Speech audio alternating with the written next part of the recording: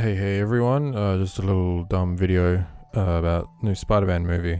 I saw this maybe, 12 hours ago now. So I've been sitting with it all day. First of all, there's going to be a lot of spoilers in this. Going to just talk about some of my thoughts, and I don't want to have to step around it, so go see the movie, don't watch this. Yeah, so I'm basically making this before High Top Films kind of dominates the conversation with this movie, because I already just seen their discourse. It seems like everyone's absolutely in love with it, and I do really like the movie. I just have some issues with it. I don't want it to seem like if I'm saying these issues that I have, I just stole it from him, because brr. Anyway, it's all stupid anyway. I just want to talk about the movie. So I just got some notes. This is easily the best of the Home trilogy. I liked Homecoming, and I wasn't a massive fan of Far From Home. This one is easily the best in a lot of ways. I guess I'll just keep going.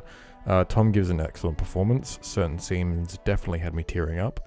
There was May's death scene really sold me on their performances. That was a really good scene.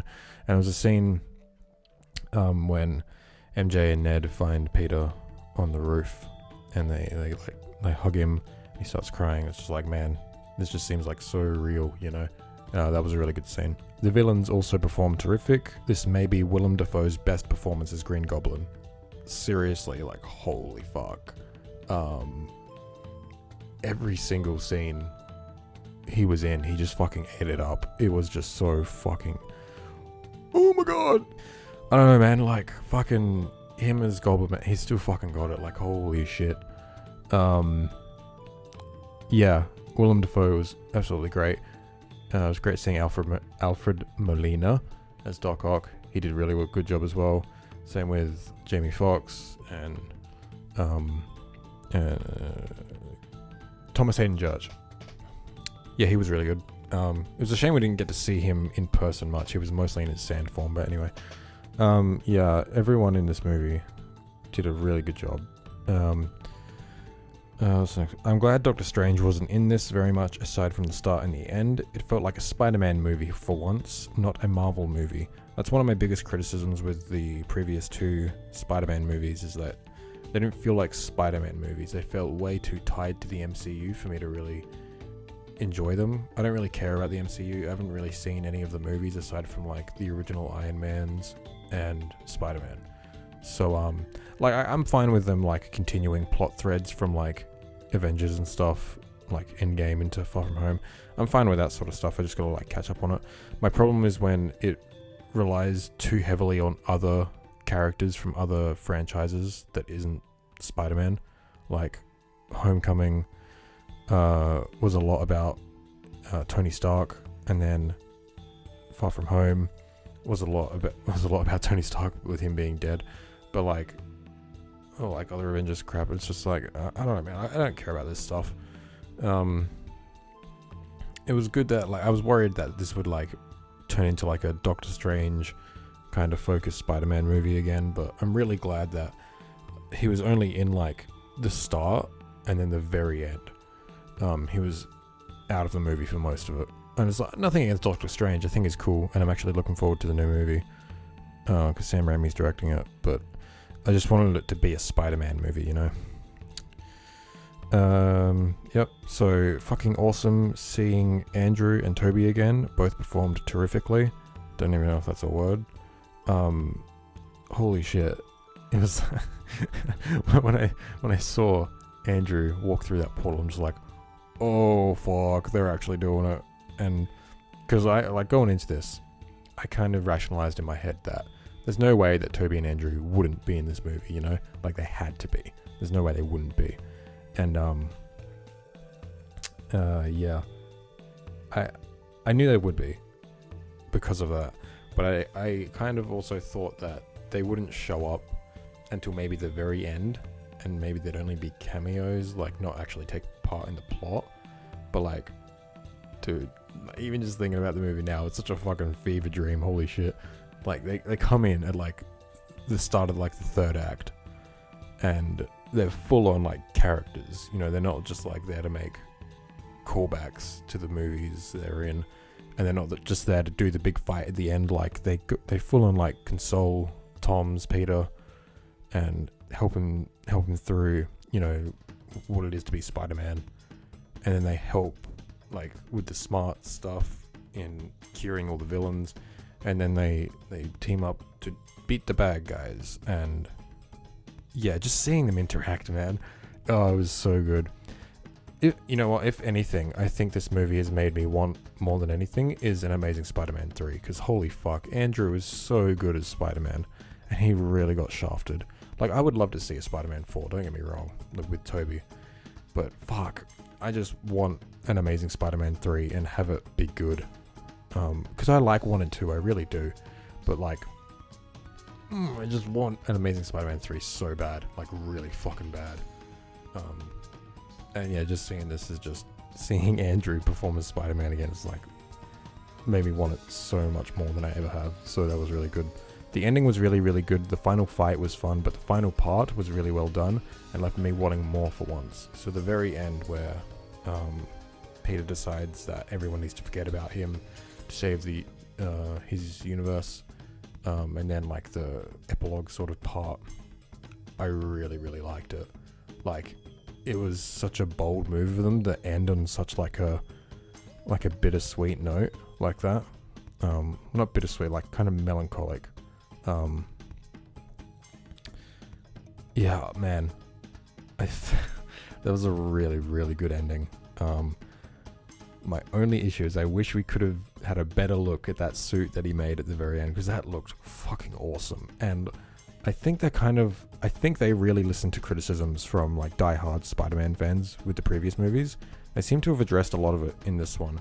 And one like example of that is like Tom makes his own suit, and it's not just fucking Stark tech.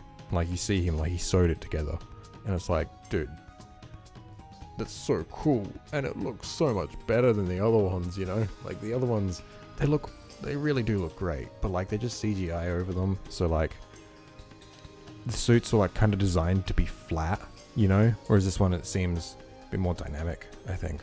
I think it looked really, really cool. Okay, the bad stuff. I don't have a whole lot. I think this is an overall great movie, and it was a lot of fun, but there are definitely some issues I had, like even just watching through it. And usually when I watch a movie for the first time, I kind of don't really notice anything bad unless I'm really paying attention. But this one, it kind of really stuck out to me. So let's have a look. Plus, if they make any sense. Okay, so there was a lot of plot things in this movie that just like didn't make a lot of sense. It felt like it was just lazy writing. They kind of just like it felt like they just needed an excuse for the multiverse to happen. I don't think they set it up well at all. I really didn't. So this could have all been avoided if like he just like went to the Avengers or whatever and proved that he didn't kill Quentin Beck in the previous movie. But like, there's some bullshit about like not being able to contact Nick Fury or whatever, but like, what if like he owns all the fucking drones, and surely they were all capturing video footage, so couldn't he have just, I don't know, Doge.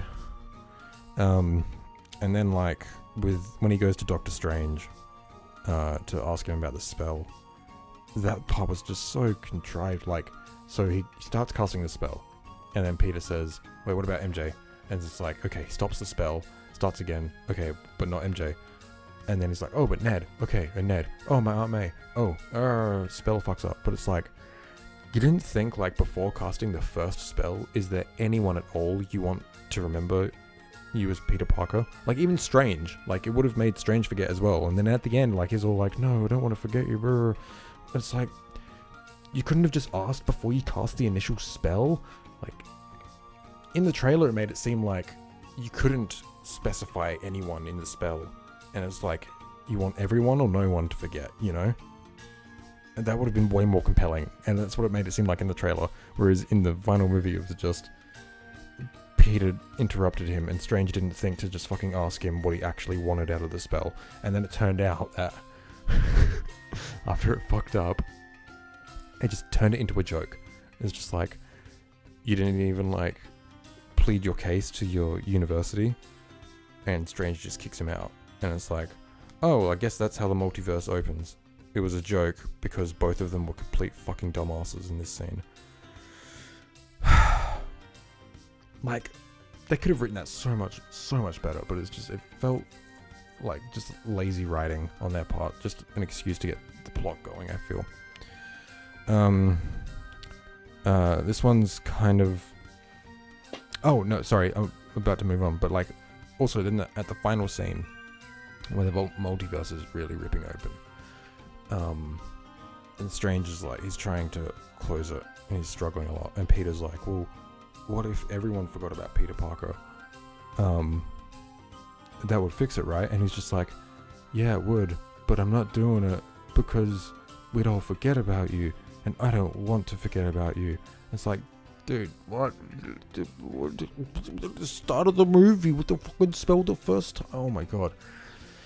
I don't even understand how that would fix everything. Like, they didn't explain it. They kind of just like I forgot to mention this, the good. I like the character stuff with Tom a lot. I think he develops great in this movie and really makes him grapple with a lot of tough decisions. And this is really one of them that they did a really good job in doing. It's like everyone's going to forget about Peter, and I think, like, you know, he finally learns to make the selfless act, you know, whereas a lot of the movie he was doing it, a lot of it for himself, sort of thing.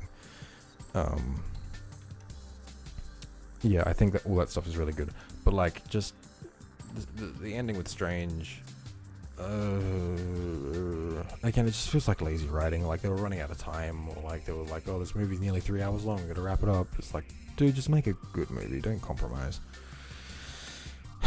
Okay, yeah, that's plot stuff. There's probably more that I've forgotten by now, but like, yeah, it was kind of dumb. Next, none of the multiverse characters felt like they were truly written the way they were in their movies, except Goblin. I think it's mostly because of Marvel's tendency to make jokes of all the fucking time. So, I liked the villains in this story for the most part, but there were a lot of times where like they just made jokes out of them. Like, it's like the villains weren't taking anything seriously. I wish I could point to specific examples, but like, it's just all of the villains just feel kind of off, you know. I think Doc Ock is good for the most part. There's a couple bits where it's just like that bit in the trailer with his name is just so fucking lame, but I'm also talking about like the characters themselves. They're kind of written too jokingly, like Electro is like so serious in his movies, right? In his movie. But in this movie, he's like just a normal dude. And it's like, I guess, I know they changed him a lot in this movie. But like, even like when he's a villain, he doesn't really feel like he was, you know? I need to rewatch this a few times to really like cement my thoughts on like the writing specifically, because like I need to point to certain like specific instances of things happening instead of just like vaguely gesturing and like, but I guess that's his whole video, isn't it? Oh, but you're watching it, so joke's on you, I guess. Probably no one's watching this anyway. Yeah, and same with Toby and Andrew. I feel Toby's written good for the most part. I really liked his introduction, how he's just in his normal clothes, and he's kind of just like, oh, I hope you don't mind. I kind of just walked in, and he's all like, kind of like dorky and nerdy and shy like he is in his movies, and it's just, I feel like they just nailed it. It really did. But there was certain parts where they wrote Andrew kind of really dumb, like I don't know. He just came across like really childish at certain points, and I wish he was a bit more like serious, you know. I think for the most part, Toby and Andrew are written well, but there's just tiny inklings of bits. Yeah, I think it's just like a lot of small things kind of add up, you know. My final issue is that I can think of at this moment is this film kind of retroactively fucks with the older movies. I wouldn't really have an issue if they showed how exactly they changed the universes they came from. Like, for instance, Goblin was cured at the end, but would he just return to his universe at the point just before being impaled?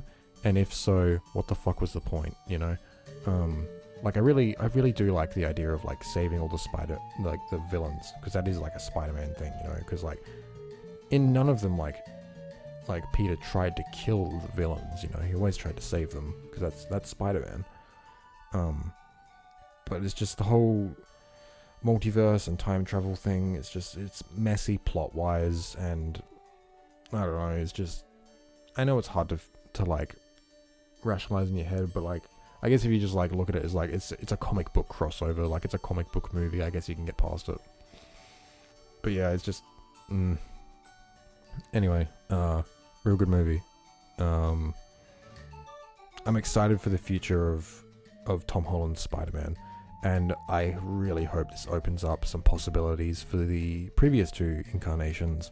I'm kind of content with, like, honestly, I'm kind of content with Toby not coming back for a full fourth movie. I think Spider-Man 3 did end on a great note, like story-wise. Like a fourth one would be dope as fuck, like, don't get me wrong, but I really feel like Andrew deserves a third movie so much more. And you can really tell he was giving it his absolute fucking all in this movie. Yeah. I don't really know what else to say, but I like talking about Spider-Man, and this was a good movie. Give it a solid 8 out of 10, I think. I don't know. Oh, one last thing. This was kind of it's a nitpick, but it did tick me off a little bit.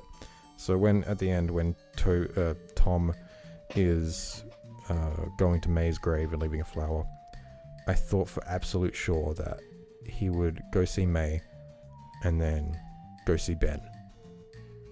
And he didn't. And that really kind of ticked me off, because it's just like, this whole trilogy, fans have just been like asking, like, we just need confirmation that Ben, A, existed in this universe, and B, was someone that meant a lot to Peter. And we haven't really gotten that. Like, we got like, we've got like tiny hints in Civil War and Far From Home, like tiny hints, like Ben's initials being on Peter's suitcase. But like, I'm fine with May delivering the great power, great responsibility line. I'm totally fine with that. But like, it's just an inkling of like, please. But I'm really glad with how Tom ended in this movie character-wise. He really does feel like Spider-Man now, you know. And I'm really excited to see the future of his character. I guess that's it. Bye.